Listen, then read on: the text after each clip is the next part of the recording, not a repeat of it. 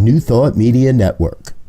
We are a global broadcast network of positive music, media, and entertainment, inspiring humanity's evolution along the journey of enlightenment and creating a world of love, peace, empowerment, and prosperity for all. New Thought Media Network. Positively inspiring.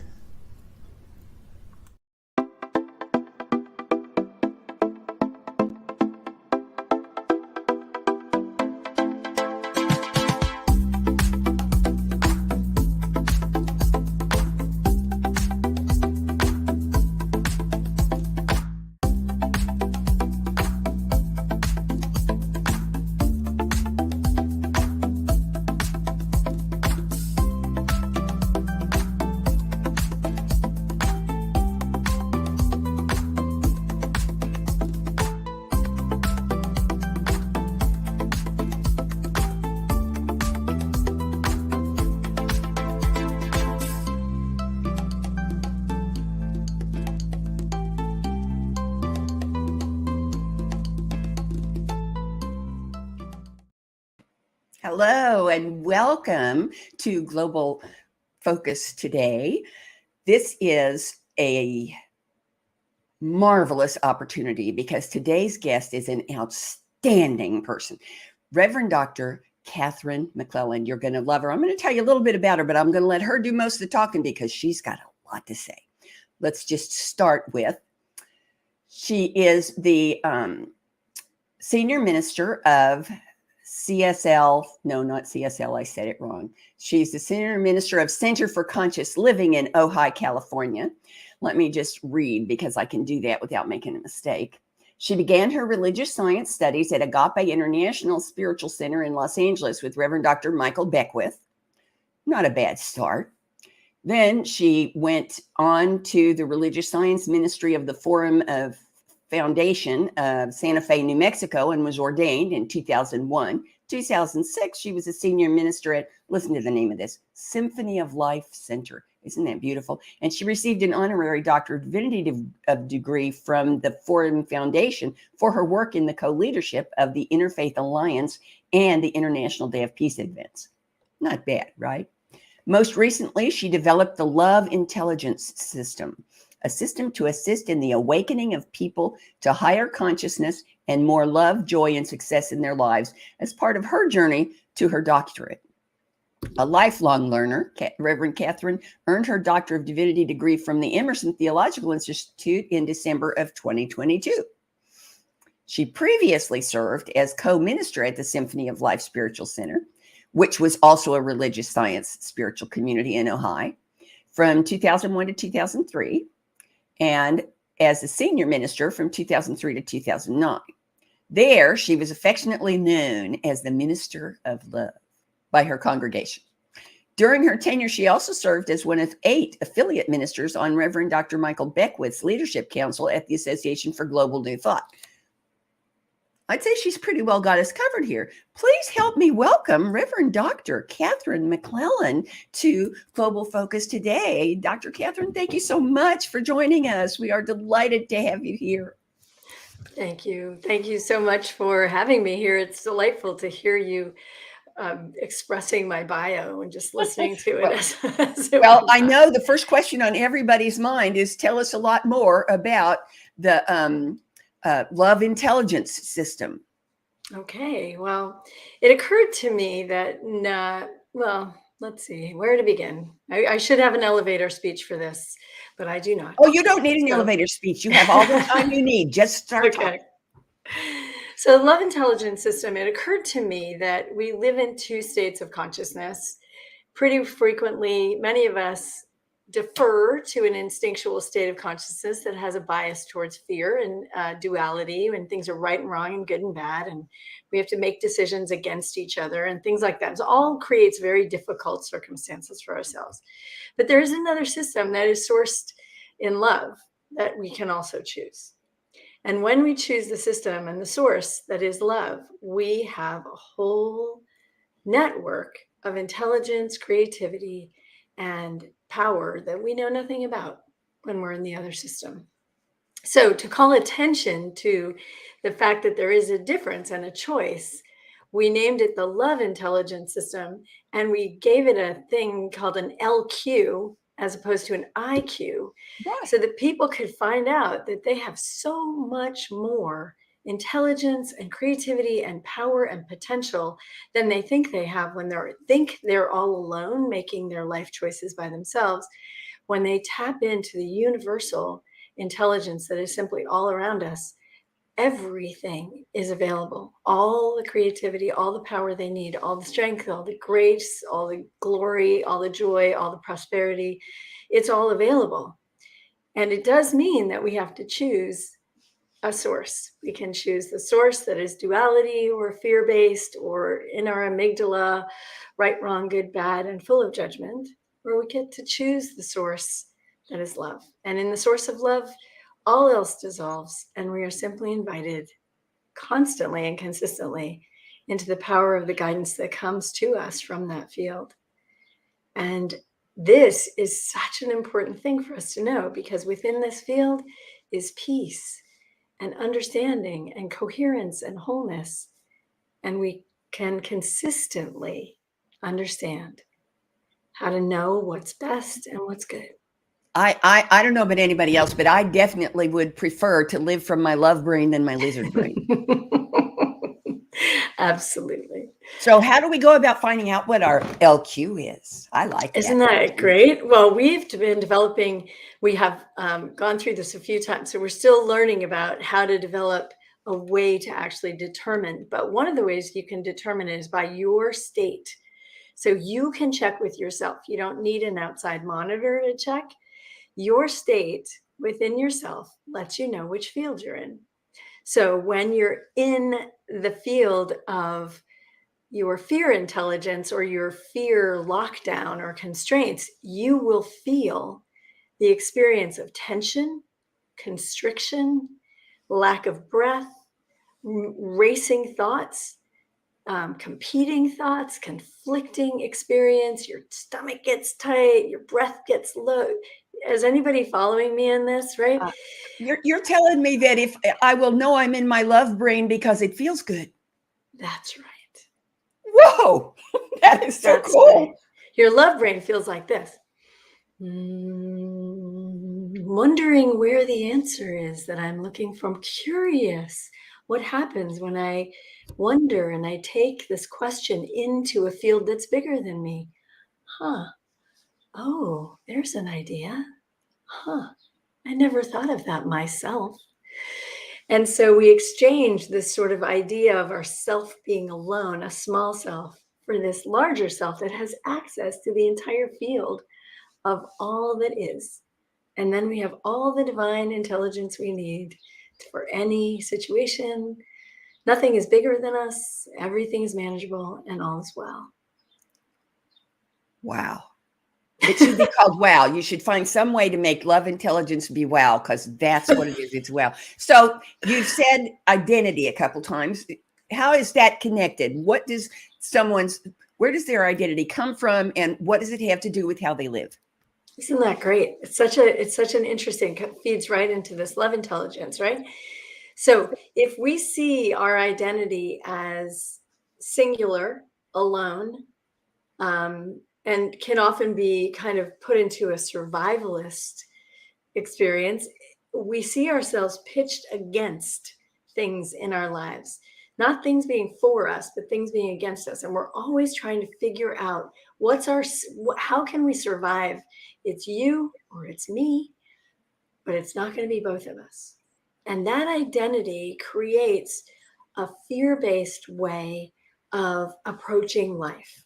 That identity gives us a small amount of energy. It closes us down and it makes us a smaller beingness than we can really be.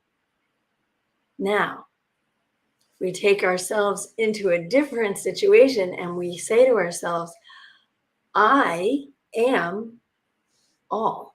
I am the energy that is embedded and imbued in all, that permeates all. I have access because I am it to all that is. Now, when I have a question, I call on this larger experience or intelligence or creativity to say, how would I get this result? And listen to be informed by the greater intelligence that's around us that includes everything and all the quarks and particles and wavelengths and galaxies and angels and whatever way that you see the world, all those things included. Now you are being able to find your way from this high state that you are. So your identity, when you're sourced in love, is you are all. Your identity, when you're sourced in fear, is you are this little tiny individualism that doesn't have access. It's like you don't have a library card. It's like you don't have an ATM card. How's that for a good one? Yeah. And you're standing on the street and you think, I don't have an ATM card. I don't have any money, but there's all this money in this building. Let me just get my ATM card. Let me just remind myself that I'm part of this amazing system of love and grace and peace and passion. Just stick my card in, and the only thing you need is the knowing that you are it, right? Knowing that you are it. I learn, confirm my learning by giving it back. So let me make sure I'm hearing what I think I'm hearing, because what I think I heard you say is that when we are in our love intelligence, we are aware that God has all the answers. God never shuts up, and all we have to do is listen.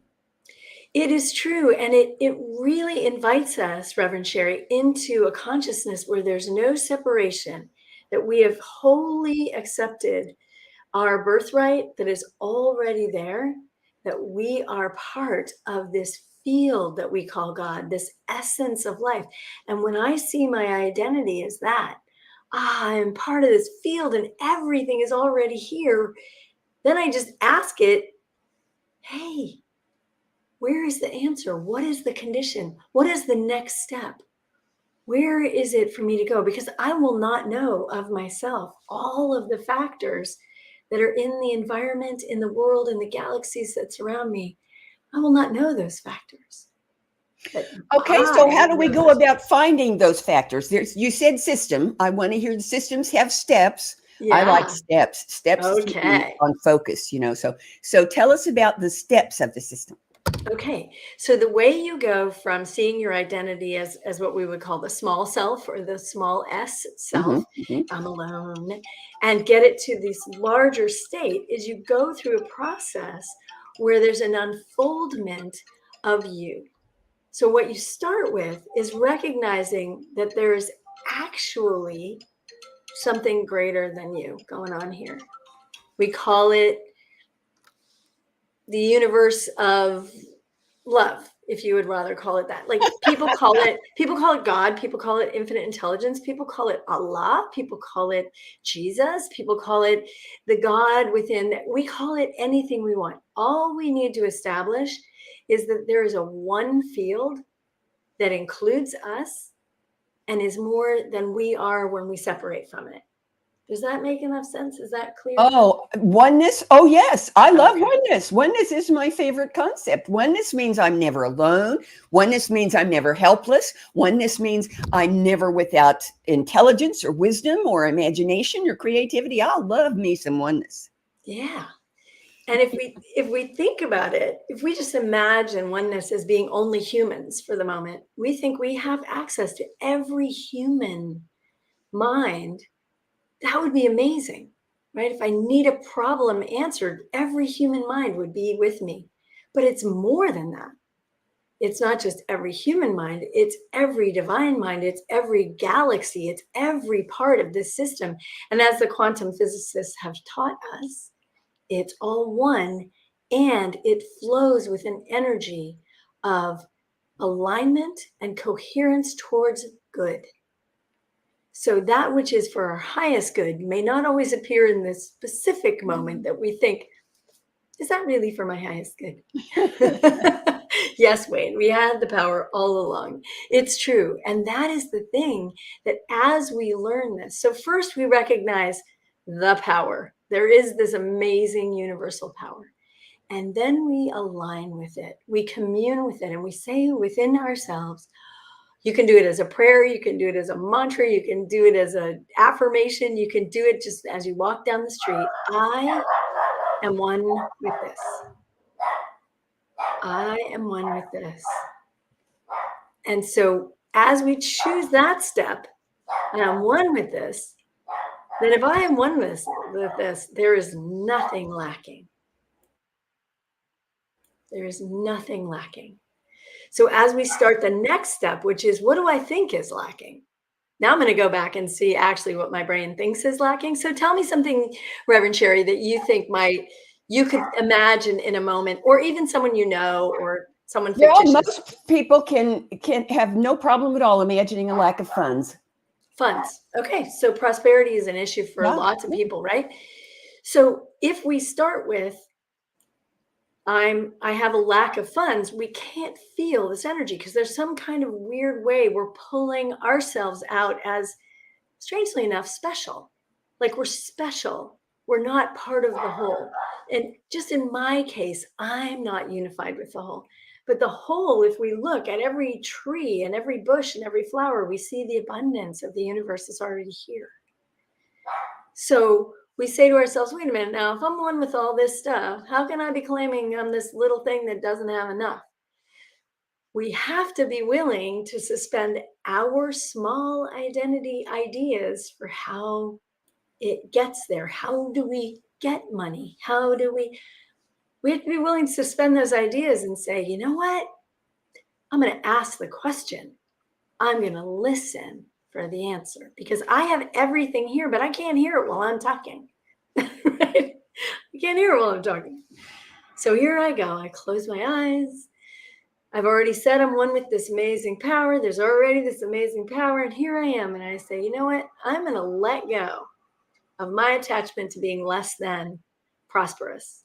I'm going to let go of that because that's just some story. And I'm going to say, I see the vision. So beyond whatever circumstances, so it could be that your bank account's a little low today, right? It could be because that gets created from yesterday. But from this moment now is the moment of power. I'm going to say, I see the truth that this is only a circumstance I created from yesterday. Today I'm creating, I am the abundance of the universe, flowing through my finances, my home, my family, my children, my thoughts, my ideas, my food, my life. I am that. And so we take our vision and people are like, oh, it's pie in the sky. You can't do that. It's not. It's starting because you are at cause. So I am at cause. My first thought creates the next thing. Yesterday, I thought I didn't have enough money. So today, when I look at my bank account, I'm like, oh, good resulting. I resulted that really well. So today, when I say, I know I'm the abundance of the universe, please show me what my next step is to realize that. Then we're listening. And often people don't remember to listen. That's true. That's true. Listening takes a little focus. Because listening requires us to set our ego aside, the little self, and be open to ideas that might seem somewhat alien to the little self. It's true. And they probably won't make sense to the little one because it's based in fear. So it's looking for the easiest answer that makes sense to it that doesn't feel scary. Sometimes the answers that come are like, move. Well, and we have to set aside the requirement for the answer to make sense because the truth is the answer always does make sense. In the end. We just need to shift our perspective to away from the little self and towards the infinite abundance of the universe, the wave of possibility, the wave of potentiality that quantum physics talks about. We just need to ride the wave and be ready when it collapses into the experience that we're looking for. Exactly. And listening for what is the action in my life that I take next. What is my next action? Because that's being informed by the whole field now, because you've subjected yourself to the field. And now the field says, okay, what are we going to do with this? And it says, your next step is to sit still and breathe. And then you wait. And then your next step is to get a job at the corner gas station. You're like, no, I've got a degree. I shouldn't be getting a job at the gas station. It's like, no, do that. And then the next thing that happens is the person that walks through the gas station is the person you need to talk to. So we never know. It doesn't make sense in a linear fashion what we are given, what we are requested to do. That's so important, that linear fashion, because that's what we expect, what our culture trains us to believe, is that you line up the dominoes and then you just hit one and they all fall down. And the truth is, we don't even know where the dominoes are. You're right. We don't even know which dominoes are in the game, so that we can spot the dominoes when they pop up. Exactly. And this is a piece of the puzzle that I myself really struggled with, because I had been trained in prayer and I was starting ministry, and I was like, what am I supposed to be doing next? And how do I be with my congregation? And what are the answers to these questions? And I wasn't realizing that I hadn't fully embodied the need for listening to the guidance, and that it was always there for me. And sometimes the listening takes longer than I expect. It's always there, but I can't be sitting in my head going, what's the answer? What's the answer? What's the answer? What's the answer? I go into my head and I say, I know this abundant field surrounds me, and the answer is here, and I will wait and do whatever else I do until I hear the answer for this moment. So what you're telling me is that the love intelligence system is not a toolbox that you open up when you need something. It is a way of life. It is a perspective that one adopts. And as you get into that perspective, I presume that fear ego just kind of fades into the background more and more and more. So how does this, how does it, I don't even know how to ask, how is it relevant in a person's daily life? I'm not trying to climb a mountain. I'm just trying to go from here to there. I'm just walking my path. How is this relevant in just living my life? Yeah, well, you just said something interesting, which I'm happy to hear that you said, which is, this is not just a way to see life and to establish an identity, which it will eventually do. Initially, it's actually a process that you can walk through the steps of in any moment of your day. If you're having a moment where your anxiety has taken over and you're holding on, or you don't know what to do, and you're just like literally feeling like screaming sometimes. People are so affected by right now. It's like the amount of stress in our culture and the amount of anxiety and panic. And I work with people to wind that back till they realize that is an ancient human, very normal way of experiencing life. But you can take these 5 or 6 steps right now and change that.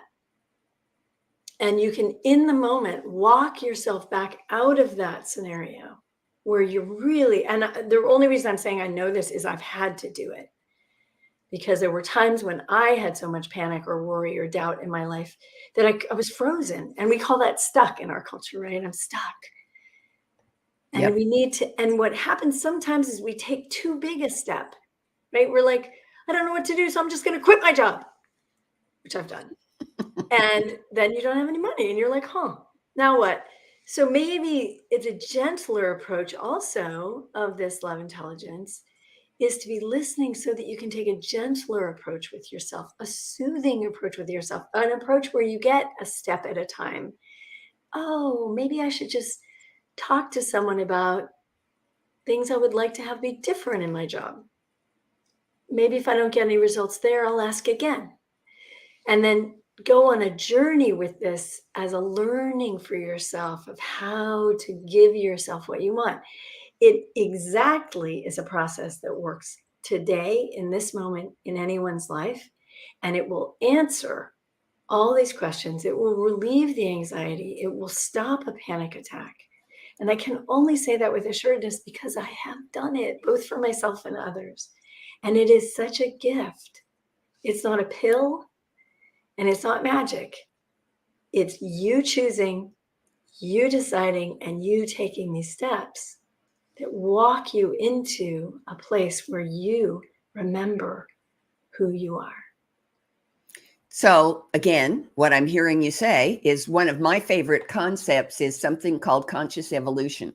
Mm-hmm. And this sounds a whole lot like conscious evolution, like taking charge of your own life and having the knowledge of the steps and choosing. That's the key to everything, is choosing to move in the direction of your highest good based on the wisdom that you heard when you shut up and listened. Exactly. Ah. Exactly. And the part of it that's evolutionary, Reverend Sharri, and I know you know this, I'll say this to our audience also, is that when you use a system over and over, it evolves your brain. Your brain stops going to, well, I should say as frequently. How about that? Your brain stops as frequently going towards the fear response and the good and bad, right and wrong, black and white duality. And it begins to learn how to slow into a pause, to respond slowly instead of reacting. Not in every situation. If a car cuts you off and you think you're going to die, you're going to go right to the other brain, right? But when we have a chance in our human spaces to really take time with this is why we do meditation, because it builds the space in our brains for us to be able to walk into this system and truly give ourselves this gift of being calm and present and alive, knowing that all is well, that grace is present, that you are gifted. This is your birthright. You know that if you stop playing the other way, you're going to get an amazing, loving journey of life. And it's not for the faint of heart, right? It's hard work. It's so much easier to blame my problems on other people. Well, if she, well, if he, well, if that. And instead taking it in and saying, you know, I really set that up. And I really don't want to do that anymore. I want to set myself up to win, to be loving, to be kind. And you know, there's something else I've heard you say, and I want to hear you weave it into this because it hasn't got there yet, but I know it's part of it. And that is the concept of being in partnership in your relationships. Because what you're talking about right now is a relationship between me and all that is. Exactly. So let's talk about that. So partnership, it has occurred to me, and I've studied a lot about partnership. And I've recently gotten married, which is another. Congratulations. Thank Both you. of you. Thank you. Another, what we call victory of spirit, which is that when two humans come together and we're learning to relate to each other, if we're relating from the small self or the ego self, whichever we call it, we will only have things that are different about us, and they will always poke and prod the differences. When we begin to step into this kind of a larger consciousness, what is one about us is so much bigger. So the truth about partnership, as we listen to it, is that we listen to the first section of the word, which is partner, which means I have my part to do in this relationship. So in partnership, we sort of bankrupt relationship, and we step into everything in this is every aspect of this, I have a part to play. As I heard you say, Reverend Sharri, everything requires our presence. Everything requires that we're part of it. So when we're at cause in the matter of our life, we are doing our part. You said, Reverend Sharri, choice. choice. And that is what this is all about. The love intelligence system is based in the fact that you have a choice of where to source your life from. And when you source your life from partnership within yourself, within the spiritual world, within your life, with your work, with your families, with whatever, if you're always doing your part to stay in the field of loving, or I should say, maintain it as well as you can and know how to get back there when you forget, right? Yes. When we find our way into more and more presence, our part becomes the same part that we see that prophets and monks and great teachers are able to give thousands of people. They reassure everyone that they will hold this space of loving. They will always be there. Mother Teresa, I will always be here to hold whatever is present in love, no matter what it is, if it's leprosy or if it's lack of money, if it's pain, if it's sorrow, if it's grief, we will hold it in love. That is our promise as ministers, as people who've experienced and expressed themselves in this love intelligence, in the wholeness and the oneness of the universe. We promise you that as much as we are able, beyond the fact that we are truly human still, we will hold everything in love. And you are safe to come to us. You are safe to talk to us. You are safe to share your secrets and your pain. And all we do is hold love, and the universe does the rest. It heals, it grows you, it gifts you, it blesses you. We're the conduit of the energy of love through our hearts and through our hands, and that we hold that space. I think you're fixing to answer the question I was getting ready to ask you, which is, it sure sounds like it, which is, what is that thing to which you are most committed? You personally, Reverend Dr. Katherine McClelland, what is that thing to which you are most committed? What makes your heart sing? Being in love. When the moments when I am capable of approaching any situation or circumstance in my life with love, I am given the gift of love and grace and peace and holiness, oneness. I am given the gift of a divine intelligence and a divine creativity. I am given everything, even though I think in some part that I am giving love. So as I breathe into the giving and receiving of love, I know that the universe is aligned, coherent, and beautiful. And I hold that space for myself and for anyone else and for the whole universe of love. And so when I can't do that, I go to work. So now this is just my question. Other Okay. people might be interested in the answer, but this is just my question. So does it get easier to notice when you're not in that intelligence of love? Yeah. Does it get to a place where you spend more time in it than looking for it? Yes. And it's a journey. Essentially, this is the journey of life, right? And when you called it the evolutionary journey, I agree with you. What we're doing is we're evolving our brains to no longer carry the passageways to the amygdala, to the limbic brain, to shoot off adrenaline in our bodies and force us to react. We're starting to train our frontal cortex and our prefrontal cortex to say, pause.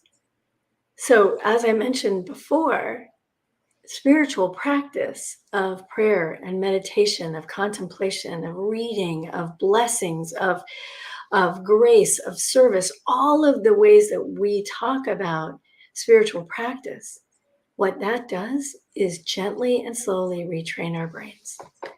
And so you never want to do a practice where you're telling yourself you're doing it wrong or badly.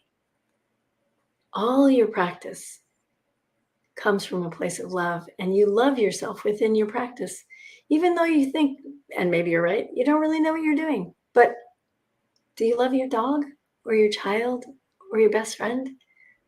Now bring those feelings forward and give them to yourself. I have one more thing that I'm super committed to. Oh, good. What's that? Yeah. Is that people begin by loving themselves. And Oh, you people won't really, believe this. I was just about to say, you sound to me like a Buddhist, because the Buddhists say you cannot give what you do not already have. So you have to start by growing this in yourself in order to be able to share it, in order to be able to expand it out into the world. yeah. I'm not a Buddhist, and I'm not anything really. I think I'm a new thought practitioner. And I've come through Buddhist teachings and Christian teachings and Muslim teachings and Jewish teachings. And I've come through many, many, many of these teachings as part of my educational and living process. I lived overseas, and I've had a lot of experiences. And one of my first spiritual experiences was to remind my father that I didn't believe that all the people around me were going to hell because they didn't know Jesus. Because I lived in a culture where there were not a lot of Christians. Yeah. And I couldn't stand that. It made no sense to me. People who I loved and who loved me, but they were Muslim, they were going to hell, or they were Jewish, or they were, we had a lot of Vedic, there were all sorts of religions around me. And I was 13 years old, and I could not make sense of this story. So I didn't. And then I was finally given the message. This is great. When I was 16, because I was still asking this question, how can you people say this over and over?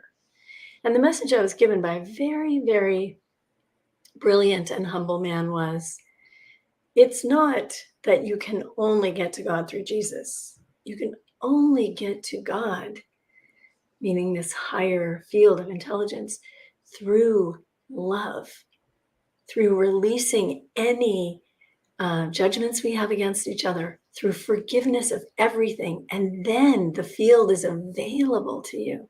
It didn't have to look like Jesus. That was just one way, one culture's way of sharing this truth. So finally, since I'd grown up in all these cultures, I was able to get that. That was clear to me. And I was able to see that all of us have access to this. And now it's up to us to choose. And I thoroughly enjoy sharing this conversation with you, Reverend Sharri. This is lovely. Well, I have a couple more questions. Oh, okay. Actually, I have 3 more questions that I ask every single guest. Okay. And you've gone around the edges of a couple of them, so they'll be easy. The first one is, how does what you're teaching, the love intelligence system, how does that contribute to conscious evolution? Now, you've pretty much covered that. Here's the next one. How does love intelligence system contribute to world peace?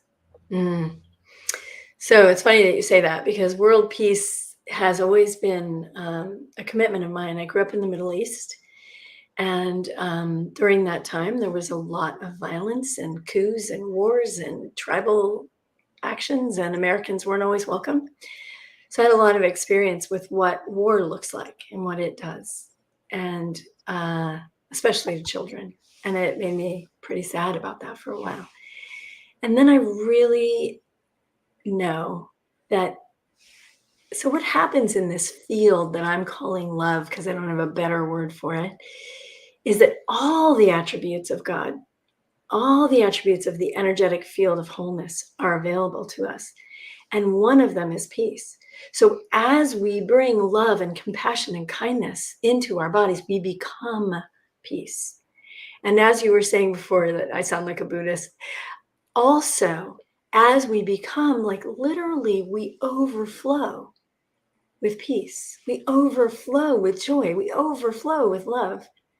And so everything is up to each one of us to love myself so fully that I accept and appreciate and love myself, not my actions, because my actions might need a little care sometimes, and I might need a little reorientation in my actions.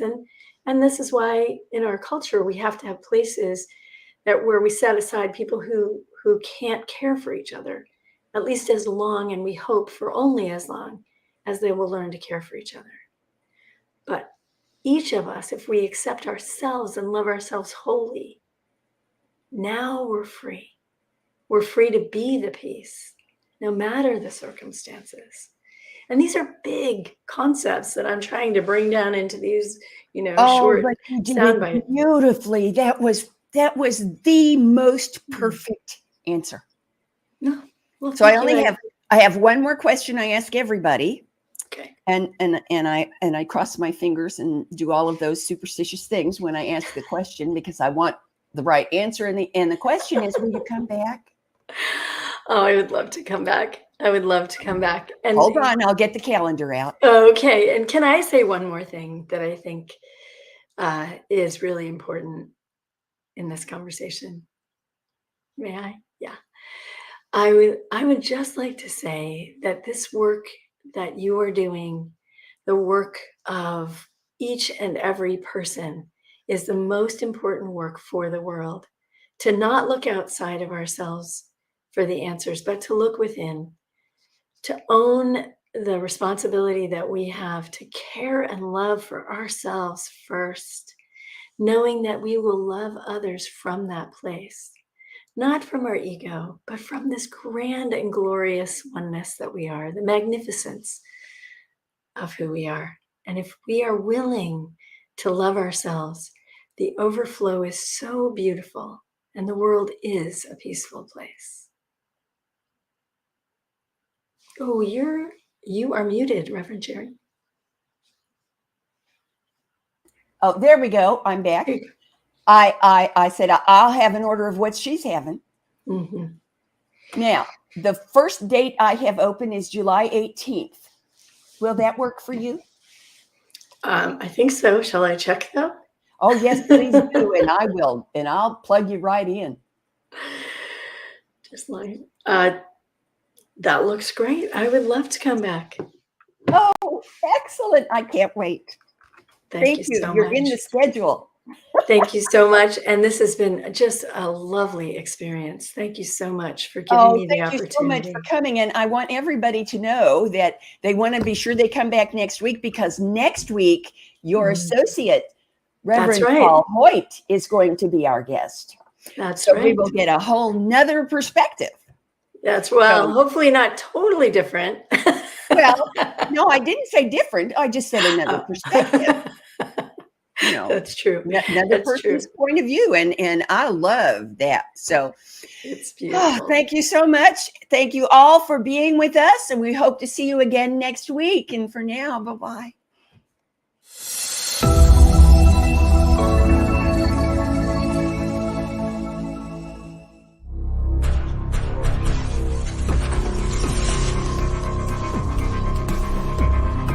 Amazing, amazing, you will do amazing things. Amazing, amazing.